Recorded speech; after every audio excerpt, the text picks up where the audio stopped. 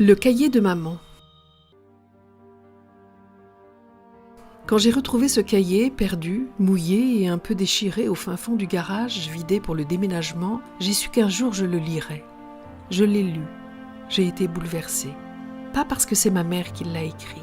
Pas parce que c'est de la mort de mon frère qu'il s'agit. Pas parce que ce jour-là mes parents quittaient, contraints et forcés par la malveillance, la maison de toute une vie, notre maison. Pas parce que j'y ai revécu ma propre naissance, mais parce que j'ai entendu au creux de mon ventre le hurlement insoutenable d'une mère qui perd son enfant et qui petit à petit, de mot en souvenir, le fait réintégrer le creux de ses entrailles pour pouvoir continuer à vivre.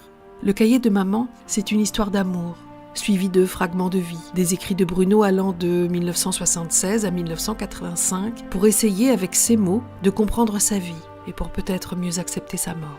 Les magnifiques écrits de prison et correspondances entre Bruno et sa famille, ses avocats, ses amis, ses amours, des inconnus, un juge, des médias, durant la dernière année 1984-1985, font l'objet d'un autre livre à paraître. Le cahier de maman ou la mort et la renaissance de Bruno Sulak, suivi de fragments de vie. Cahier trouvé, perdu, humide, au fond du garage de Jouques lors du déménagement. Écrit par Marcel, Esther, Amoyel, Sulak, suite au décès de son fils aîné, Bruno, le 29 mars 1985. L'acceptation est impossible et le refus n'a plus de sens. Bruno Sulak, 1980. Jouques, mai-juin 1985. Écrire. Découvrir avec les mots, décrire les réminiscences, trouver les mots pour toi, à travers les couleurs, les reflets, un parfum perdu, apprendre à mes souvenirs la sensibilité de la vérité d'un hier, en retrouver l'exacte fraîcheur et sa résonance qui, au cours des années, a fait de nous ce que nous sommes. Voilà la difficulté pour qui n'a jamais écrit. La vie, la mort, ce mot que je n'ose prononcer, ta mort, n'existe pas. Tu existes dans chaque geste, dans les mots de toi qui persistent en nous. Ils nous occupent et nous aident à vivre.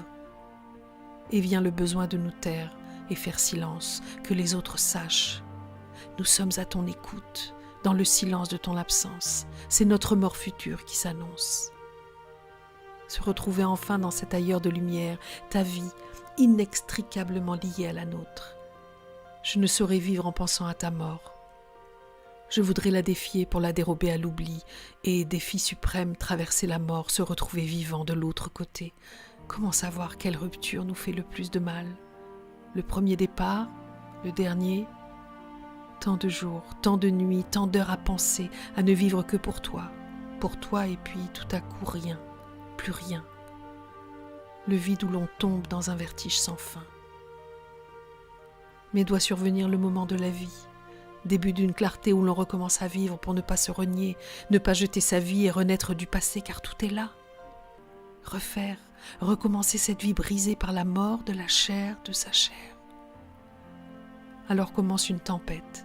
Le rugissement intérieur se lève, contre lequel je me heurte au mur de ma méconnaissance, contre les barrières, contre la justice aveugle, dépersonnalisée.